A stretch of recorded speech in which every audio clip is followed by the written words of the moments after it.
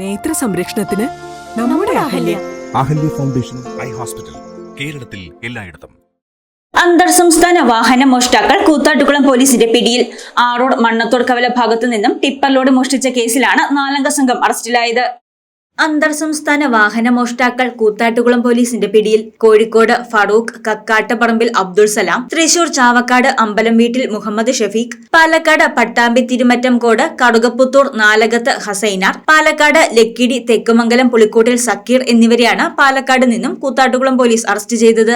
കഴിഞ്ഞ 12-ന് ആറോഡ് മണ്ണത്തൂർ കവല ഭാഗത്ത് MC റോഡിനോട് ചേർന്നുള്ള വട്ടക്കാവിൽ ബാബുവിന്റെ പുരയിടത്തിൽ നിന്നും ടിപ്പർ ലോഡ് മോഷ്ടിച്ച കേസിലാണ് 4 സംഘം അറസ്റ്റിലായത്. ജില്ലാ പോലീസ് മേധാവി ഡോക്ടർ വൈഭവ് സക്സേനയുടെ മേൽനോട്ടത്തിൽ രൂപീകരിച്ച പ്രത്യേക അന്വേഷണ സംഘം നടത്തിയ ശാസ്ത്രീയ അന്വേഷണത്തിനൊടുവിൽ ലോറി പാലക്കാട് ഭാഗത്തെത്തിയിട്ടുണ്ടെന്ന് കണ്ടെത്തുകയായിരുന്നു.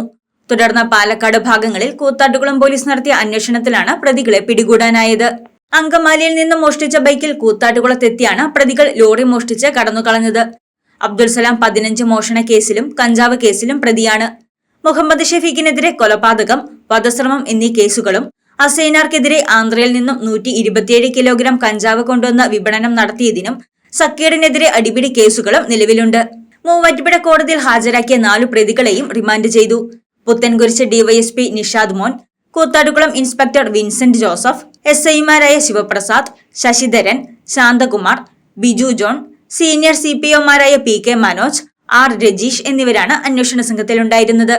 News desk Muvattupuzha news.